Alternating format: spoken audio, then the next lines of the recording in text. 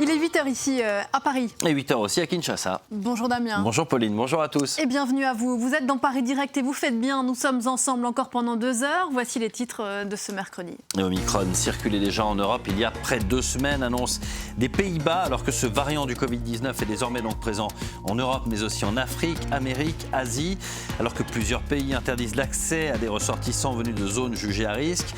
L'OMS estime de son côté que ces interdictions de voyage n'empêcheront pas sa propagation. En France comme en Allemagne, les contaminations au Covid-19 repartent à la hausse.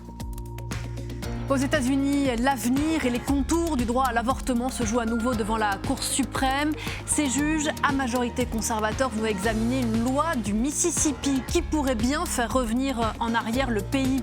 Dans son ensemble, une loi locale qui interdit les avortements après 15 semaines de grossesse, mais qui, avec cet examen, peut changer la politique au niveau fédéral. La Cour suprême ne devrait pas rendre sa décision avant plusieurs mois, décryptage dans un instant. Et puis le Covid-19 ne doit pas faire oublier un virus contracté par 1 700 000 personnes chaque année dans le monde. Le sida, c'est aujourd'hui la journée mondiale de lutte contre le sida, lutte qui commence par la prévention et le dépistage. À suivre le reportage de nos correspondants en République démocratique du Congo où les autorités sanitaires manquent de moyens, que ce soit pour le dépistage ou pour les soins. Et vous l'avez dit, effectivement, Damien, c'est aujourd'hui 1er décembre, comme chaque année depuis un peu plus de 30 ans, la journée mondiale de lutte contre le sida.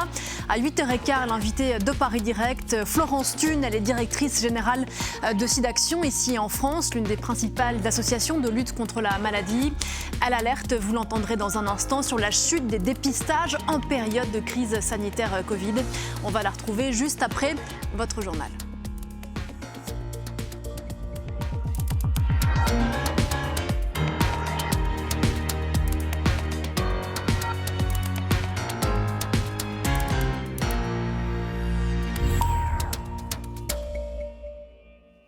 Les interdictions générales de voyager n'empêcheront pas la propagation de Omicron.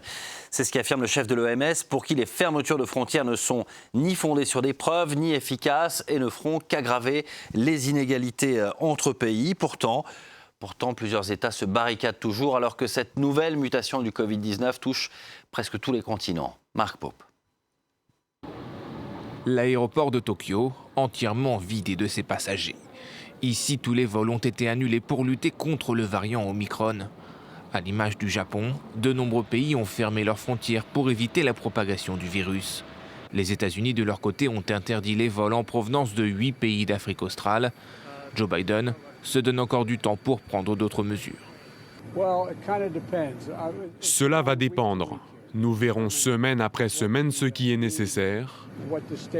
Nous allons en apprendre beaucoup plus dans les prochaines semaines sur la mortalité de ce virus, sur sa propagation, sur les moyens dont nous disposons pour le contrôler.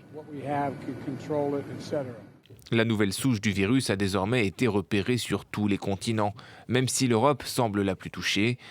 Pour beaucoup, il est déjà trop tard pour enrayer la propagation d'Omicron. Les fermetures de frontières ne sont donc pas efficaces. Le variant officiellement détecté en Afrique du Sud le 24 novembre circulait déjà activement quelques jours auparavant. En analysant d'anciens échantillons, les Pays-Bas ont ainsi décelé la souche sur leur territoire dès le 19 novembre.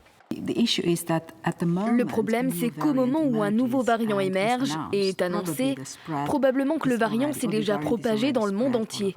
Je veux dire, vu la façon dont ces variants du coronavirus se propagent, il n'y a aucun moyen d'empêcher un variant de se propager à l'échelle mondiale. Un constat partagé par l'Organisation mondiale de la santé qui va encore plus loin.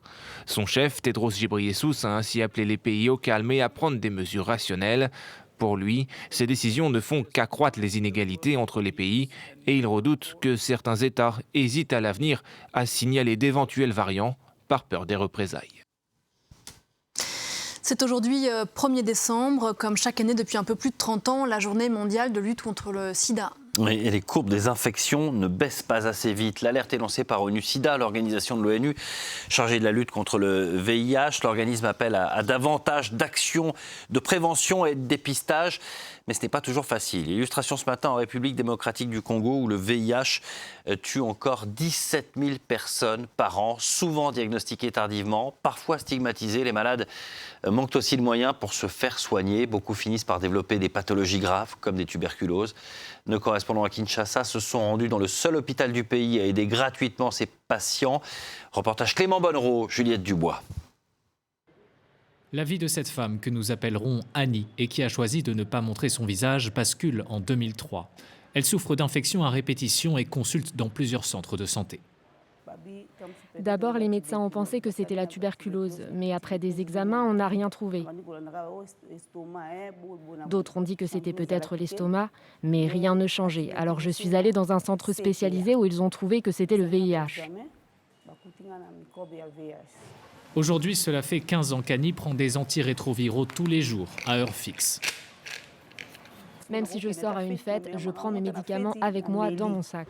Chaque mois, comme 2000 autres patients, elle se rend dans cet hôpital pour récupérer ses médicaments.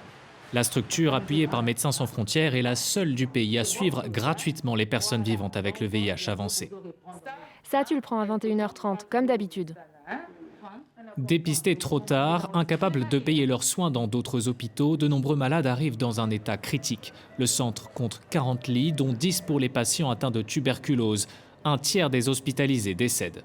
Malheureusement, on récupère certains patients, mais les autres patients ne les récupèrent pas. Au-delà de la tuberculose, nous avons des atteintes neurologiques, mais aussi des atteintes pulmonaires. Ça représente à peu près 85% de nos patients ici. Selon l'ONU, sur plus de 500 000 personnes vivant avec le VIH en RDC, moins d'un quart ont leur charge virale supprimée, c'est-à-dire qu'ils suivent correctement un traitement. MSF dénonce des pénuries d'antirétroviraux, les ARV, et un manque de sensibilisation. Un monde sans VIH, c'est d'abord travailler en amont sur tout ce qui concerne la disponibilité des intrants, notamment les ARV, et travailler aussi dans le domaine communautaire pour lever tous les pesanteurs, ces obstacles-là à l'accès aux soins. En 2020, le VIH a tué environ 17 000 personnes en RDC. Voilà, et on va revenir dans un instant sur cette journée mondiale de lutte contre le sida avec l'invitée de Paris Direct, la directrice générale de SIDAction, Florence Thune. On en vient au droit à l'IVG qui est menacé aux États-Unis, Damien. Oui, un projet de loi anti-avortement au Mississippi pourrait avoir des conséquences nationales aux États-Unis. Ce n'est pas la législation la plus stricte d'un État américain en la matière. Elle prévoit d'interdire les avortements après 15 semaines de grossesse.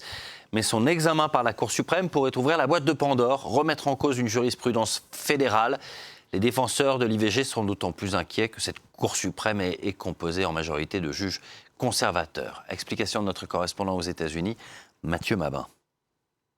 Après le Texas, c'est donc le tour du Mississippi de mobiliser l'intervention de la Cour suprême des États-Unis dans le dossier brûlant de l'avortement.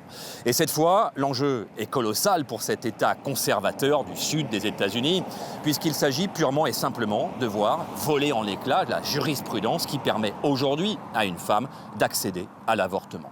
Un simple arrêt datant de 1973 et qui constitue aujourd'hui la seule base juridique garantissant le droit des femmes à disposer de leur corps. Seulement voilà, en 2019, l'État du Mississippi, qui dispose de son propre Parlement, a voté un texte interdisant l'avortement au-delà de 15 semaines de grossesse. Ce qui, techniquement, permettra aux législateurs du Mississippi de fixer un délai très court, comme le revendique le Texas, par exemple, avec un délai de 6 semaines. Le Mississippi, qui ne possède déjà plus qu'une seule clinique où l'avortement est encore pratiqué, pourrait donc concrètement devenir le premier État américain à rendre l'interruption volontaire de grossesse impossible. Jusqu'à présent, ce droit, pourtant jugé fondamental par une majorité de parlementaires américains, était protégé par les juges de la Cour suprême, justement, la plus puissante juridiction des États-Unis, qui ont toujours œuvré à protéger l'arrêt Roe v. Wade de 1973. Seulement voilà, entre-temps, Donald Trump a été président des États-Unis pendant 4 ans et a fait nommer 3 juges conservateurs à la Cour suprême, portant à 6 le nombre des juges connus pour leur hostilité à l'IVG. La situation est toujours tendue dans les Antilles françaises alors que s'achève la visite du ministre des Outre-mer. Des barrages routiers bloquent la Martinique et Saint-Martin. Une mairie de Guadeloupe a échappé à une tentative d'incendie. À la fin de son déplacement en Martinique, Sébastien Lecornu s'est montré ouvert sur l'application de l'obligation vaccinale face au Covid-19, déjà repoussée au 31 décembre. Le point avec Edwige Wamassina. Ce dialogue et la méthode retenue donnent déjà un sens de direction dans la sortie de crise. Le premier, et je crois qu'il faut le traiter de manière très claire, c'est la question bien sûr de la santé. Voilà, donc pour cette déclaration du ministre des Outre-mer, on verra ce sujet d'Edwige Ouamanissa un peu plus tard. À la fin, à présent d'infos suspense dans la campagne pour l'élection présidentielle en France. Un peu plus de 4 mois maintenant du premier tour. Éric Zemmour est candidat. Le polémiste de l'extrême droite a officiellement présenté sa candidature ce mardi dans une vidéo dans laquelle il indique souhaiter que les Français se sentent à nouveau chez eux. Vidéo dont plusieurs médias ont dénoncé l'utilisation d'images sans leur accord. C'est le cas de France 24. Éric Zemmour s'est ensuite expliqué sur cette candidature à nos confrères de TF1. Éléonore Vanel. Donc officiellement candidat. C'est la première interview télévisée du désormais candidat à la présidentielle. Et les échanges entre Éric Zemmour et le journaliste Gilles Boulot ont parfois été tendus. Vous n'allez pas comme ça ressortir mes phrases de mon livre. Je ne suis plus le journaliste, l'écrivain. Je suis candidat à l'élection présidentielle. Donc ce que j'aimerais, c'est que vous m'interrogiez sur mon projet et mon statut. Des reproches réitérés en fin d'interview. Il n'y a pas eu de questions sur mon projet politique et je le regrette. Je vous réinviterai bien volontiers. Non, mais c'était le moment ou jamais. En sortie de plateau, Éric Zemmour a qualifié le journaliste Gilles Boulot de mauvaise foi et l'interview d'escroquerie intellectuelle. Un nouveau coup médiatique pour l'ancien chroniqueur, alors que dans le même temps, une polémique enfle autour de sa vidéo de campagne. Il n'est plus temps de réformer la France, mais de la sauver. Un clip de 10 minutes, souvent recouvert d'images empreintes de nostalgie, qui reprend notamment des extraits de films ou de reportages utilisés sans l'accord de leurs auteurs. Le distributeur du cinéma Gaumont et plusieurs médias dont France 24 envisagent des poursuites. Du côté d'Éric Zemmour, il n'y a aucun sujet à débat. Les querelles de juristes doivent s'intéresser aux juristes. Moi, je ne m'occupe pas de cela. La vidéo, dont la scénographie calque à l'identique l'appel du 18 juin du général de Gaulle, a en tout cas beaucoup fait réagir les adversaires d'Éric Zemmour à l'Assemblée nationale. On avait plus l'impression que c'était une déclaration à l'élection présidentielle de 1965 de celle de 2022. C'est peut-être son côté vintage. Éric Zemmour est à la politique ce que la série Z est à l'œuvre cinématographique. Et c'est vrai que sa déclaration reflète ce que le cinéma peut faire de plus mauvais. Cette journée médiatique va-t-elle relancer une campagne qui s'essouffle, ternie par plusieurs incidents ? Le défi du candidat Zemmour sera en tout cas d'enrayer la baisse constatée ces derniers jours dans les sondages. 8h12 ici à Paris. Bienvenue à vous si vous nous rejoignez dans Paris Direct. Le rappel des titres avec vous, Damien. Omicron circulait déjà en Europe il y a près de 2 semaines, annonce des Pays-Bas, alors que ce variant du Covid-19 est donc désormais présent en Europe, mais aussi en Afrique, en Amérique, en Asie. Alors que plusieurs pays interdisent l'accès à des ressortissants venus de zones jugées à risque, l'OMS estime de son côté que ces interdictions de voyage n'empêcheront pas sa propagation. Aux États-Unis, les futurs contours du droit à l'avortement se jouent peut-être à nouveau devant la Cour suprême. Ces juges à majorité conservateurs vont examiner à partir d'aujourd'hui une loi du Mississippi qui pourrait peut-être faire revenir le pays en arrière si elle était appliquée et valider une loi locale qui interdit les avortements après 15 semaines de grossesse, mais qui pourrait, avec cet examen, éventuellement modifier la politique au niveau fédéral. La Cour suprême devrait rendre sa décision dans quelques mois. Et puis le Covid-19 ne doit pas faire oublier un virus contracté chaque année par 1 700 000 personnes. Le sida, c'est aujourd'hui la journée mondiale de lutte contre le virus. La courbe des infections ne baisse pas assez vite. L'alerte est lancée par ONU-SIDA, l'organisation de l'ONU chargée de la lutte contre le virus. L'organisme appelle à davantage d'actions de prévention et de dépistage.